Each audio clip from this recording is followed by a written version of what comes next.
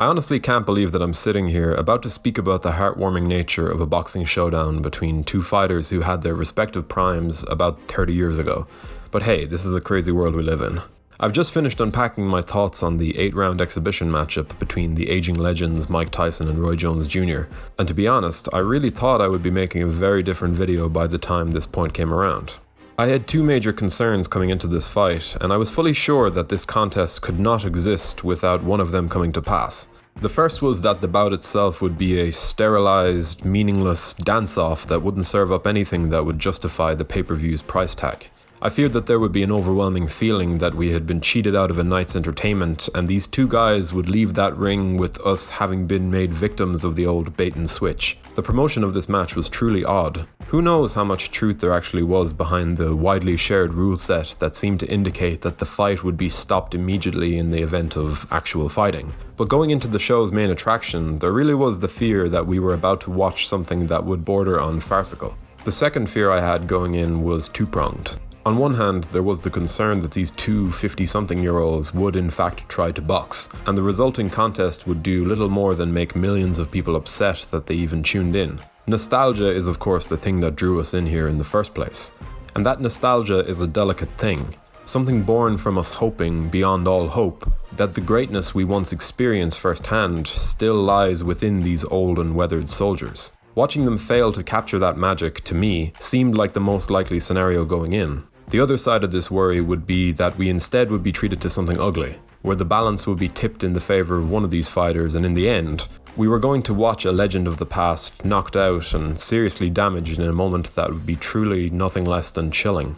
That would be an image that would be hard to shake. However, all things considered, the fight between Mike Tyson and Roy Jones Jr. was oddly beautiful to watch in motion. These two guys, and in particular Iron Mike, made shockingly strong accounts of themselves in a setting that was absolutely perfect, all things considered. Those bigger gloves did indeed seem to sap the shots of both men to some extent, and the referee's insistence on allowing long and drawn-out clinch battles slowed things down. But all in all, these guys were competitive in there. This was a boxing match, one that didn't even come close to being a farce. If I may call this video to a halt for a moment. To all of our regular viewers, you'll know the drill, but we're trying to really up our game here at MMA Dive in order to bring you even more content every week. So if you are really enjoying what we're doing so far, be sure to leave a like and a comment on this video to let YouTube's algorithms know that we're fast becoming one of the best MMA channels on the platform. Obviously, if you haven't subscribed to the channel, make sure you do so now to stay up to date with all of our latest uploads. Okay, back to the matter at hand. Now look, we weren't dealing with prime heavyweights who have been in the rhythm of that life for years in the lead up.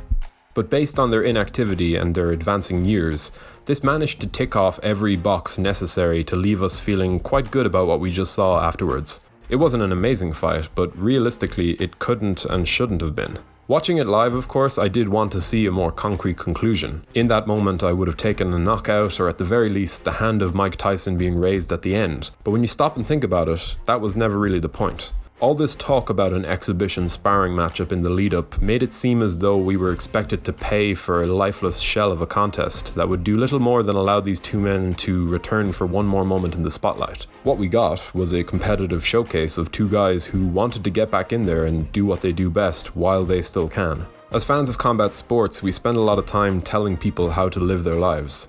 You only get one go around at this, and in the case of Mike Tyson, Roy Jones Jr., and any other fighter who is past their best, time is the thing that causes the inevitable end of your passion. No matter who you are, the body's decline is coming, and eventually, everyone around you will try to stand in the way of you doing what you want to do.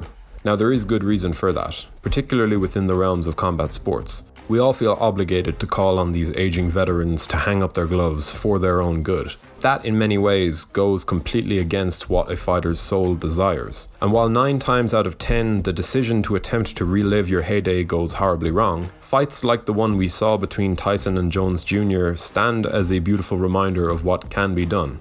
Now, I'm not condoning fights between athletes in their 50s or even expressing an interest in the creation of a legends-only fighting promotion, but take that matchup for what it was. It shouldn't have worked, and to be honest, if both men keep going, there's every chance that it won't work again. But I couldn't help but be moved by the efforts put in by these two men to recapture the thing that made them great to begin with. Because as these years go on, reaching that will move beyond a difficulty and become an impossibility. They just about did it while they still could, and all things considered, the resulting event was a tremendous success. So in many ways, I am conflicted about the whole thing. As a contest, for me, Tyson won, although the judges' scorecards will record it as a draw, but that truly is secondary in my opinion. From here, of course, the natural urge will be to once again voice my belief that both men should quit while they're ahead and hang up their gloves. But I think there is a lesson to be learned here. Mike Tyson and Roy Jones Jr. took command of their situation, and on this occasion, it was a resounding success. I'd love to think that that would be enough, but in reality, we're probably going to see them both fight again. And while these same fears will likely resurface when they do, it's their life, and I feel as though they've earned the right to do whatever it is that they feel like doing with it. For better or for worse, those men managed to prove a lot of people wrong on that night. And it might be difficult for us to digest and consider exactly how we feel about it, but in the end, it doesn't really matter. So all I can do right now is tip my hat to both men and hope that it all works out for them in the end. What did you think of Mike Tyson and Roy Jones Jr.'s return to the boxing ring? And would you be interested in seeing either man continue to compete, whether that be within some form of Legends League or otherwise? Be sure to let us know in the comment section below. We really do love to hear from you guys. If you enjoyed this content, be sure to leave a like on this video before subscribing to the channel to stay up to date with all of our latest uploads. And as always, thank you for watching.